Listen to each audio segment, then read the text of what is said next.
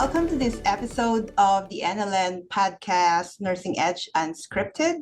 I am the host of today's episode. I'm Raquel Bertiz, and co-hosting with me is Dr. Kellie Bryant, and we're both from the National League for Nursing.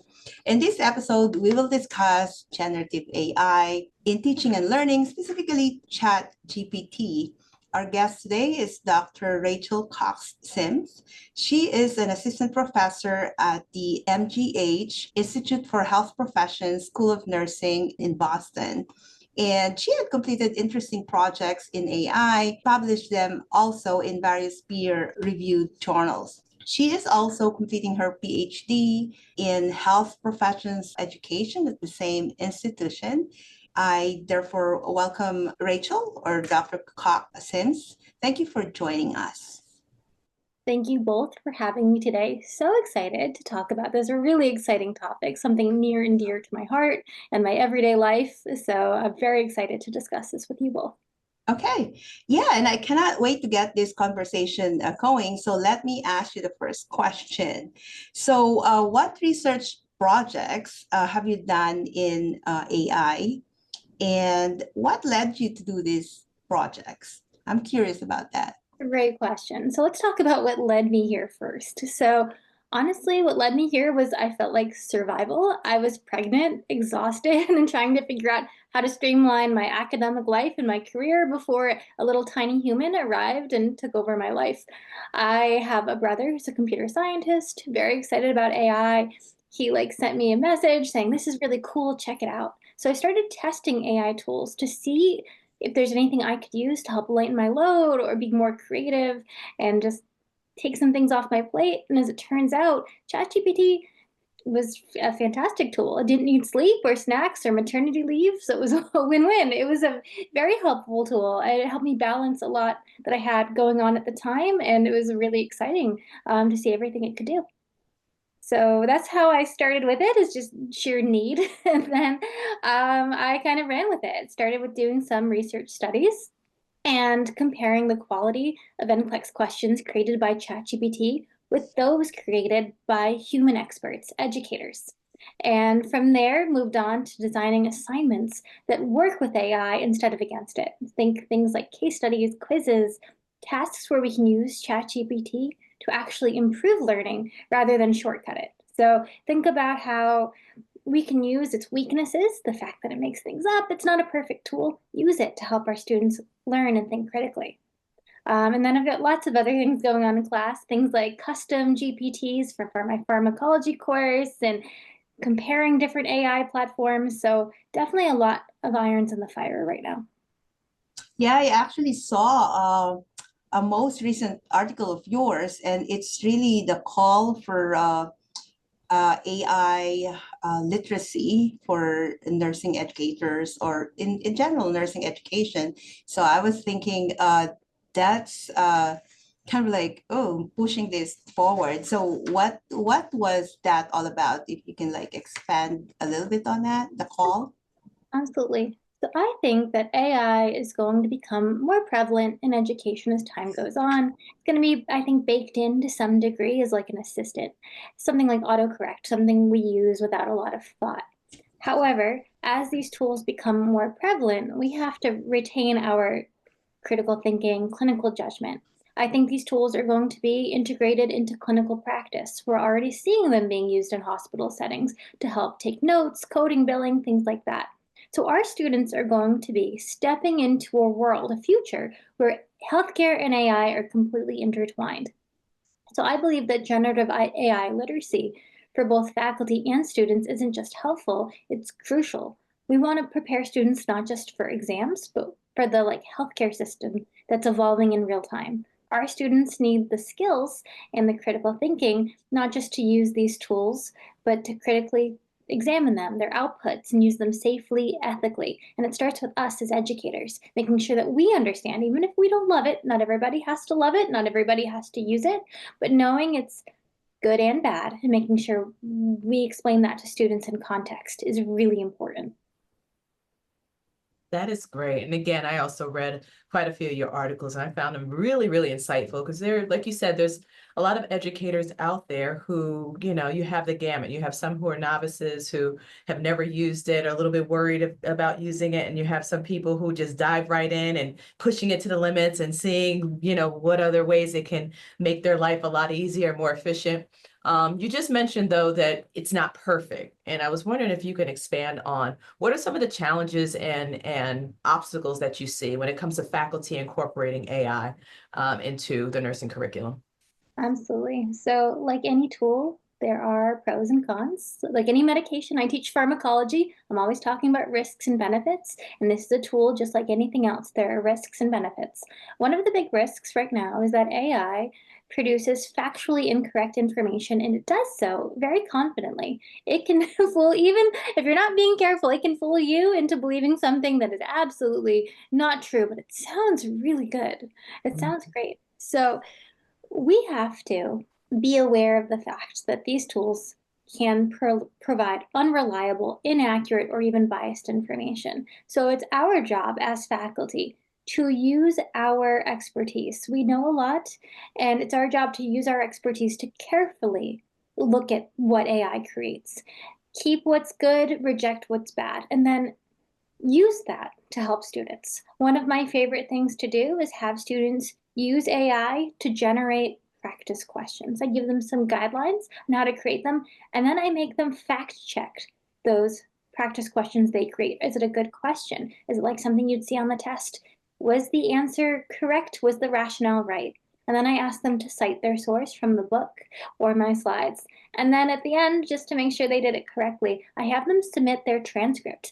ChatGPT can allow students to basically copy their entire conversation and share it with me. So I can look to make sure that they're using it correctly and wisely and give them advice to guide them towards better use. So right now, it's not a perfect tool, but I like to harness its weakness as a learning strength for students. Not only am I teaching them about AI and how to use it safely and wisely, I'm strengthening their critical thinking skills, having them look at text, look for bias, look for factual inaccuracies, and then correct it.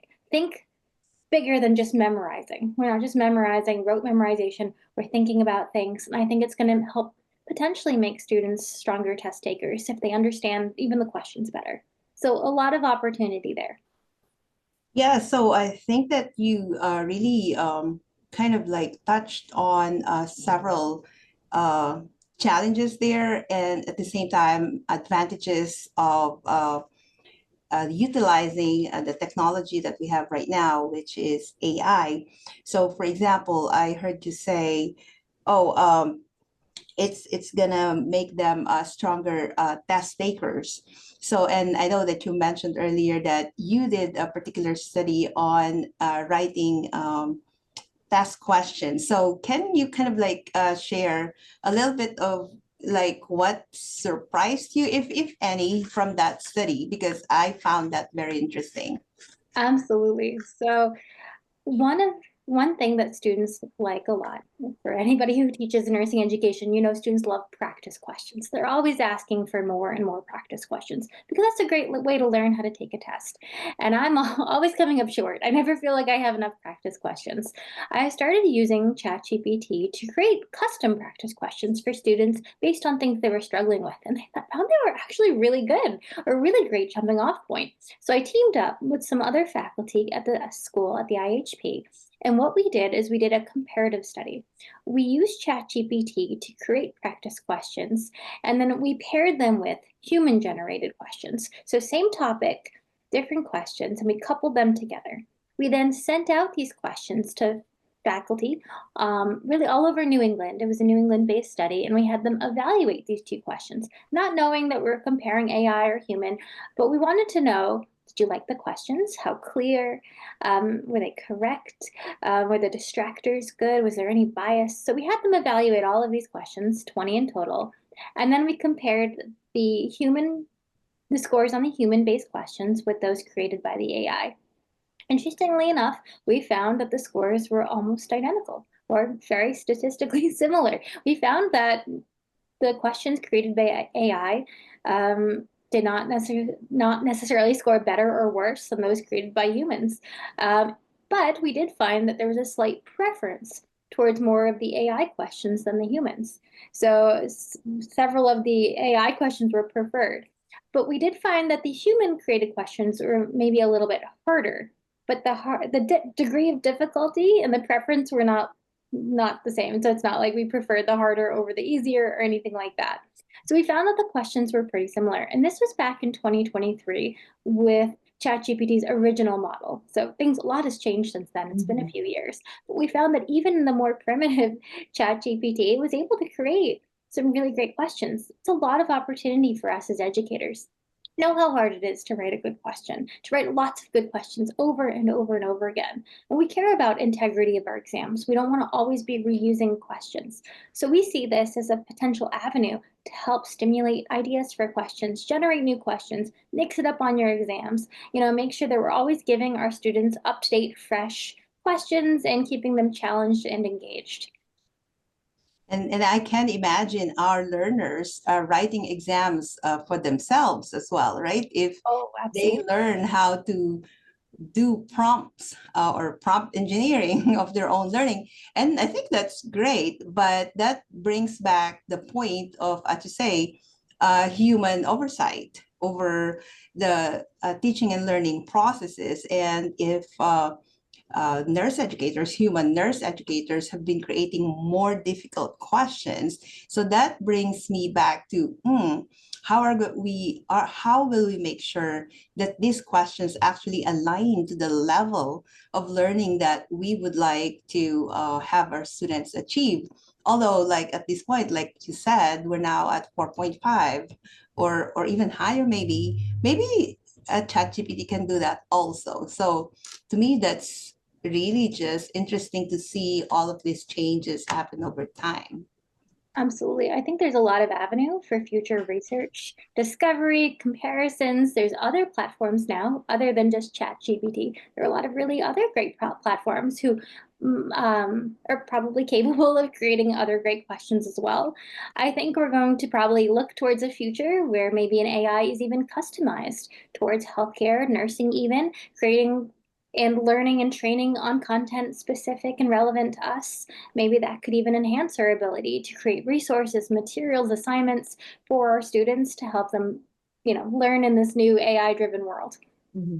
Because one of the concerns for nurse educators is that students are going to use AI for everything, and it's going to decrease their critical thinking skills. And that, if we give them simple questions such as fill in the blank or multiple choice, they're just going to put in a ChatGPT and get the answer and not really think about the answer themselves and just kind of use it to spit out the answer. So you brought up a good point and a great example of how you can, as a nurse educator, use generative AI to create assignments where you're embracing using generative AI, and because it's not going anywhere. So I'm just curious if there are any other examples of assignments that nurse educators can adopt that will help the student, number one, teach them the AI literacy skills that they need and competencies, but also create a meaningful assignment, like the example that you gave of writing NCLEX. Do you have any other examples for our nurse educators out there and how they can use generative AI in their assessments and their assignments?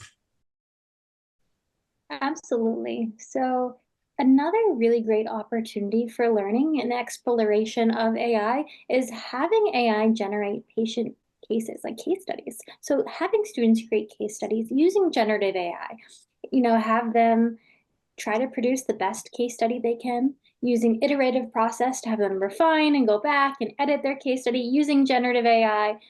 Always having them, though, cite their sources using the book, lecture slides, whatever resource you deem most appropriate for your class. Make sure students are citing their work anyways, but have them create case studies, unfolding case studies, even ones that require them to think a little further ahead, something further than AI could easily do. It could definitely be an assistant. I like to think of AI in this case as almost like a scaffold of learning, something to support students as they think and grow and learn, giving them a little bit of backup until they know everything, know as much as they can and create great case studies. So using it as an assistant to create great case studies, helping them think more about a clinical setting and about their patients in real time. Also, having students interact with the AI like it's a patient. So ask the AI to be a patient and role play with the AI, and ultimately have them share their transcript with you from the AI so you can look and see how they're using it and provide them feedback. One of, I think, the most important things, though, is to ask students to provide a reflection at the end. Have them think reflectively about what they did, what they liked, what they didn't like, not something that's graded heavily, but requires them to kind of meaningfully think about what they did, what they liked about it, what was incorrect, what was correct, and even have that share that with their peers, have a discussion about it. All of that's a great way to kind of use it to learn and use it to learn about AI at the same time. Those are great examples. Thank you. I know, and to me, like listening to how you design or integrate AI into those very specific assignments really reflect how you would still have to have reflections in there, the value of self-reflection, perhaps, and then giving your feedback to the students is still an integral process of learning, and then looking at AI as the scaffold. Yeah, I really like that example. So with that said, I'm curious about how it changed your teaching practices, or even the learning patterns of your students, and how long have you been doing this in your practice? That's a great question. So I have a lot of thoughts about it. So I teach pharmacology primarily, which is generally an exam-heavy course. Truthfully, even before AI, I didn't incorporate a lot of essays, so there wasn't a huge impact on the types of assignments that I gave. We still have in-person testing, and I think that's really important. In-person testing where I can view my students, I can see their screens, I know what's going on, I know they're not using AI. But for other assignments that I do in class, I tend to make them either low stakes or not graded so that there isn't as much incentive to try to use the AI to cheat. We're using it as a learning experience, we're doing it together, we're trying to meaningfully engage with the material together, so there isn't that incentive to try to use that. I know this is a bigger challenge in courses that use more assessments and assignments that are essay based, or they get sent home with assignments that they could easily cheat with or use generative AI unethically. And I think that's it's a big barrier, and it's a problem that we're going to have to try to mitigate as time goes on. We know that AI checkers, like through Turnitin, aren't always the most accurate. They can unfairly penalize, especially students whose language, their first language isn't English. We know that these AI checkers can unfairly mark them as AI created material. So I think we're going to have to be creative. I think it's going to require us to push a lot of our work back in person on campus, maybe even pencil and paper someday, which seems counterintuitive, more technology, and we're going back to pencil and paper. But I do think that if we are going to be creating assessments and assignments that students could easily do with ChatGPT, we're going to have to be creative about it. It's going to be a challenge. Right. And yeah, so creativity, and still, like, it brings me back to your point of human oversight, right? The expertise of the nurse educator there. Absolutely.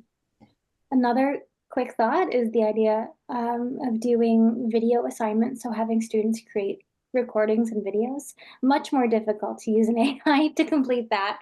So that's another way I've seen nurse educators do this, is have either give their assignments via video or have students create assignments that are videos, which is a great way to see how your students are engaging with the material. Yeah. And we've seen several articles of how students or learners are responding to the use of AI, or their preferences. So you're based on your own experience. So how are your learners accepting or reacting AI in their learning process? It's a great question. So surprisingly, a lot of students at least say that they don't know anything about AI or have not used it much yet. But for those who are using it or using it regularly, what I hear from students is that they are using it to help them create study guides, to explain concepts that they didn't understand in class in a different way. You know, having AI kind of simplify things. Students use it to create mnemonics. I know that's a popular way, especially in a pharmacology class, creating mnemonics is often really important. I also know that students are using it to create practice questions and other study suggestions to help them prepare for exams and interact and role play with like almost stimulated patients using AI. So there's definitely some positive experiences, and it's interesting to see what creative things students will do with it. I know they're going to do something great and interesting for sure.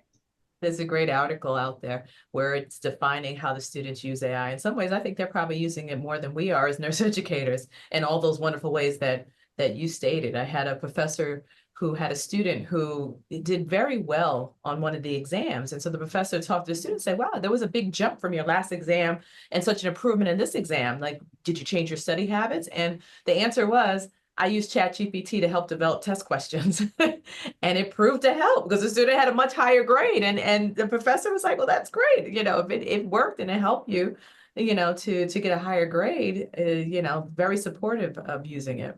Absolutely. I also have a student who reached out to me. She uses an AI called Notebook LM to take basically research articles and turn them into a podcast. So the AI reads the articles, summarizes it, and creates it in podcast form that she listens while she commutes to campus. So she found herself keeping up with a lot of new things through listening, and then the AI was able to help streamline that for her, which I thought was really interesting and innovative.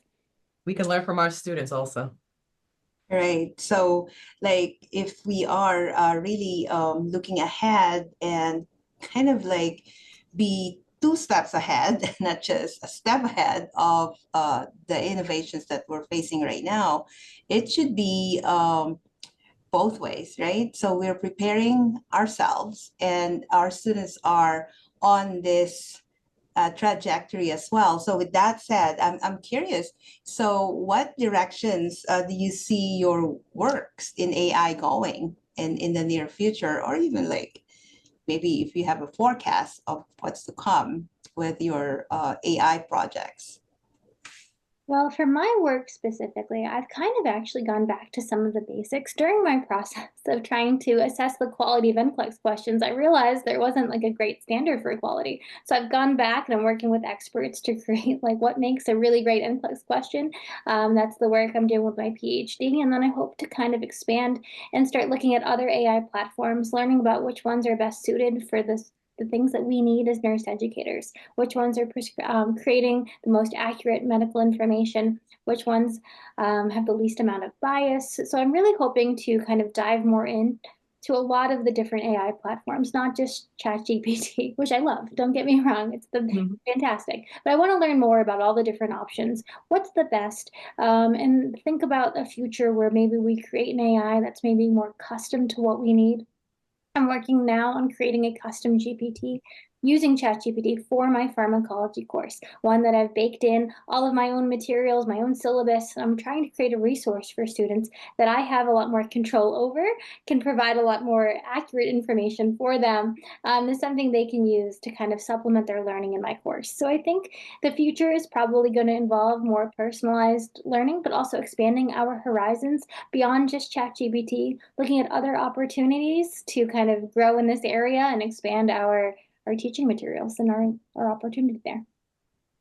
Yeah, and definitely evaluating the quality of this apps technology is one fertile ground for more exploration or investigation. Yeah, so I'm excited for you, and you're in this path of AI and where it's going. And yeah, we'll definitely be looking out for more articles from you in the future. So we're towards the end of our podcast here. And so for our final question, I would just like to kind of like know if you have some lessons learned or some nuggets to share with our nursing educators up there. Absolutely. I would encourage every nursing educator to try ChatGPT if you haven't already. Just try it out. Play around with it. Spend an hour, book that hour in your day, block it off, and spend some time with ChatGPT. Talk to it like it was a person. Ask it to do various different things just to see if it can. Try not to be afraid. I know a lot of faculty are nervous and afraid, and I think all of their concerns are valid, but not to be afraid when interacting. Ask it to do all different things. I'm always blown away by what it can do if I just ask. AI can mimic a lot. It can do so many different things. It creates all these different things. And I think there's a lot of opportunity for creativity. I know nurse educators are creative people. I know nursing as a field always steps up. Historically, we're always evolving. And I think there's a lot of really untapped potential there for us as nurse educators. So I'd say keep an open mind, be curious, not judgmental, and go in and try it out and see what you can do with it. Then share it with us because we're all excited to see. So share your findings. And that's what I Yeah, would. yeah. So thank you very much with that set of nuggets. There were a lot of nuggets there, and I know that Kellie, Dr. Bryant, is also steeped into AI and ChatGPT. You've done so many presentations on this as well. So any last words for our educators also? Yeah, I just want to say I agree with Rachel. It's just you can't break it. Just the more that you use it and play with it, the more comfortable you get, and you can push it to the limits. You can just play around and do things that aren't related to work. Tell it, I have these ingredients in my cabinet. Help me make a recipe for tonight. So start with something innocent. But I know we are running out of time, and I just wanted to say thank you, Rachel. You really gave us a lot of pearls of wisdom, and there's so many things to look forward to in the future with AI. But I love how you talked about all the benefits, but also talked about the things that we need to be aware of and the limitations and some of the challenges. So I wish you the best of luck with your PhD, also with your project. Thank you so much for having me. I really enjoyed this conversation with you both. Yes, so thank you, Kellie, Dr. Bryant, thank you, Rachel. So that's the end of our podcast, and until our next episode, bye. Bye-bye, everyone.